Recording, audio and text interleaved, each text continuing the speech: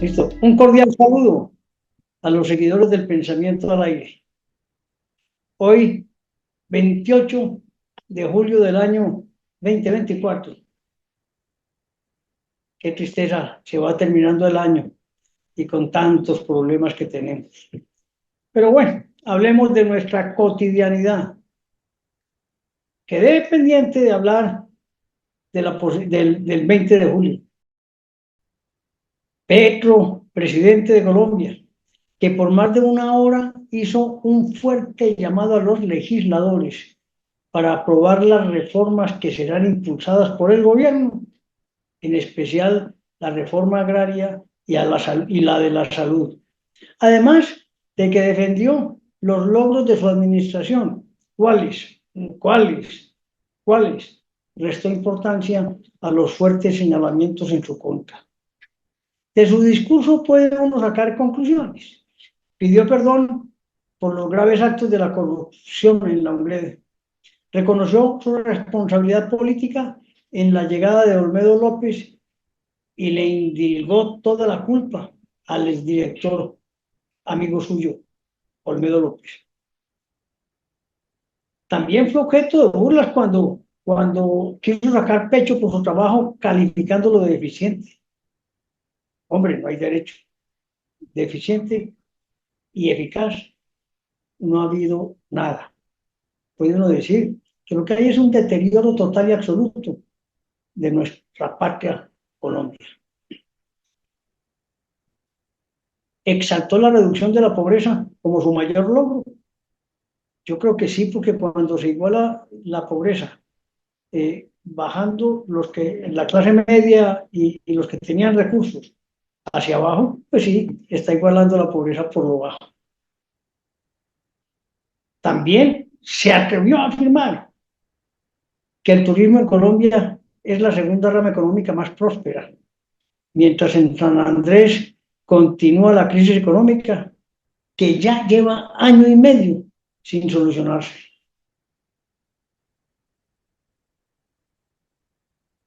No habló de su reiterado llamado a una asamblea constituyente ni de la paz. Volvió a hablar de un acuerdo nacional y del fast track que propuso en Naciones Unidas. Y dice que volverá a presentar la reforma a la salud altamente consensuada. ¿Pero con quiénes? Miren lo que está ocurriendo en este país. Filas y miles de enfermos en los hospitales sin poder recibir una atención adecuada.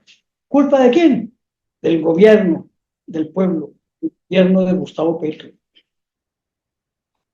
También criticó las altas tasas de interés y los altos costos de la energía eléctrica y aseguró que esto produjo la caída de la industria y la de la construcción de vivienda. Increíble. Habló también de la necesidad de cambiar las vigencias futuras y el sistema general de participación y transferencias para que se pierda más dinero, para que la práctica no llegue a ningún lado y vuelva y ocurra lo que está ocurriendo en miles de instituciones y partes del gobierno nacional. Aseguró que su gobierno, como lo dijo ahorita, ha sido eficiente, en una afirmación que provocó risas y burlas en el salón elíptico. Pero no hubo mayores referencias a la responsabilidad del gobierno en la compleja situación de la economía y de las finanzas oficiales, cuyas cuentas quedaron mal hechas y obligaron a un recorte de más de 20 billones de pesos este año. Es una locura. Lo que sí es claro, y es que para la oposición no habrá fast track ni habrá constituyente. También se le indicó que hay desilusión porque ahora está atacando a la prensa y respetando al Congreso y una multitud de funcionarios procesados por corrupción. Esa es la eficacia. Y sin duda alguna, lo más que se le puede generar a ese discurso es que no habló realmente de la problemática de orden público que viven varias y grandes regiones del país, empezando por el Cauca sí, y también por la cantidad de bombas, secuestros y asesinatos que se están dando. Y preocupa también, sin duda alguna, el bajísimo nivel de la ejecución del gobierno, que genera permanentemente cambios de ministros en este aspecto. Hablando de otro tema, pero del mismo gobierno, hombre, sorprende cuando la misma fiscalía dice que lo que ocurrió en la unidad de riesgos es una organización delictiva. Y así lo dijo al imputar cargos al exdirector de la UNGRED, Olmedo López Martínez, al subdirector Schneider Pinilla y al empresario Luis Eduardo López Rosero. Eso fue el jueves 25 de julio. Y revelaron además la magnitud de la defraudación que se calcula en 74.000 millones de pesos y la forma y el funcionamiento de esa organización delincuencial que se tomó la entidad. Y además, más grave aún, la cantidad de acusados que están ahí, que quiero decir los nombres de ellos. Iván Name es presidente del Congreso y se quedó hasta el final. Andrés Calle, expresidente de la Cámara, y se quedó hasta el final. El ministro de Hacienda, Ricardo Bonilla, y sigue ejerciendo. El director nacional de la inteligencia, Carlos Ramón González, que renunció el viernes y le fue aceptada la renuncia. El gran amigo de Gustavo Petro, compañero del M-19, hicieron desastres en Colombia, mataron gente, secuestraron, y mírenlo, cayendo en el más alto grado de corrupción posible. Qué ejemplo para este país. Y Luis Fernando Velasco es ministro del Interior, además de congresistas de la Comisión Tercera, que era la encargada del presupuesto. Pero también sorprende que hay nuevos nombres, como Camilo Romero, el gobernador de Nariño y actual embajador en Argentina. Son momentos muy difíciles para el gobierno, causados por la ambición de ellos mismos y por haber llegado al poder sin saber para qué es el poder, que no es otra cosa para buscar el bien común y el beneficio del país. En gobiernos anteriores ha habido corrupción y es una lástima porque se ha manchado el nombre de Colombia, pero tendremos que encontrar la manera de acabar con los focos totales de corrupción que existen en Colombia.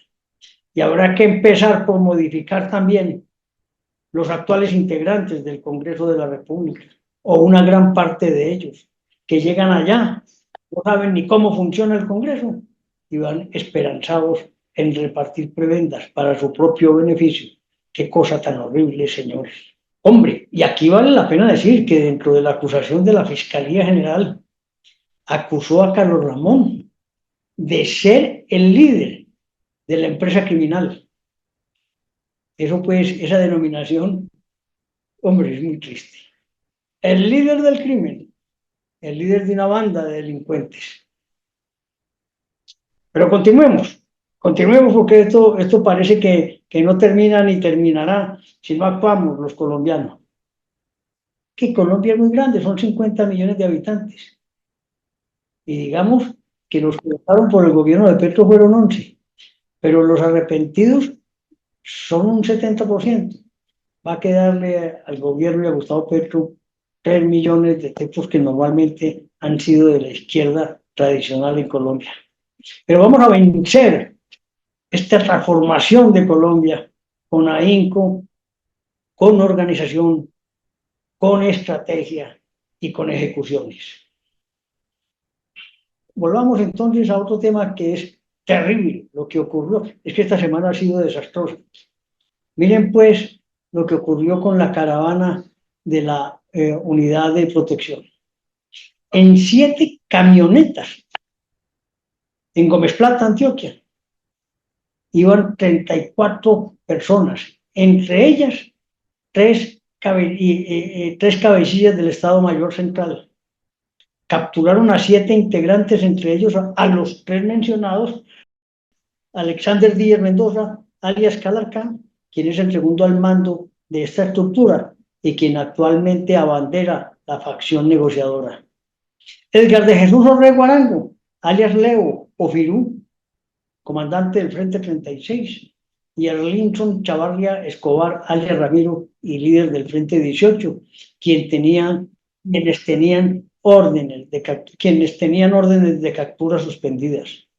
Pero le encontraron además una pistola y dinero en efectivo. Luego fue puesto en libertad porque las suspensiones de las órdenes de captura aplicarían hasta para situaciones en flagrancia, como ocurrió en este caso. También encontraron otros 86 millones de pesos en efectivo y varios gramos de oro, de los cuales no se había justificado su procedencia. También, y no voy a chismosear, se habla de un guerrillero menor de edad que hoy está bajo el cuidado de bienestar familiar. Esto es terrible.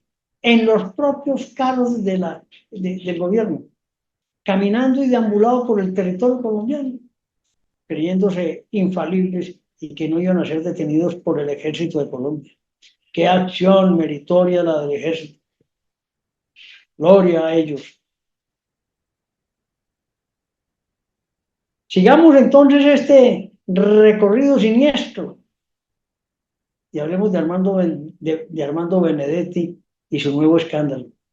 En esta oportunidad, en España, este embajador en la FAO, que tiene su sede en Italia, estaba en Madrid y allí cometió una agresión a su esposa, Adelina Guerrero. Caso en el que la policía tuvo que intervenir. Se le acusa de haber sacado cuchillo y generado ofensas de palabra contra ella. La Cancillería abrió investigación interna para establecer lo ocurrido, pero como ocurre normalmente con la Sarabia, con Benedetti, con los ministros, nada pasará y la única que sufrirá es la ex esposa del hoy embajador. El recaudo tributario se derrumbó un 17%, informe de la Contraloría, que indica que entre enero y junio de este año, comparado con el 2023, el recaudo fue un 17% menor. Y eso lleva a que los analistas realmente consideren que el gobierno la tiene muy difícil para cumplir sus metas de este año. Se cuestiona, en otro tema, el trabajo de la fiscal general, pero vale decir, asumió estos procesos de la unidad de gestión rápido.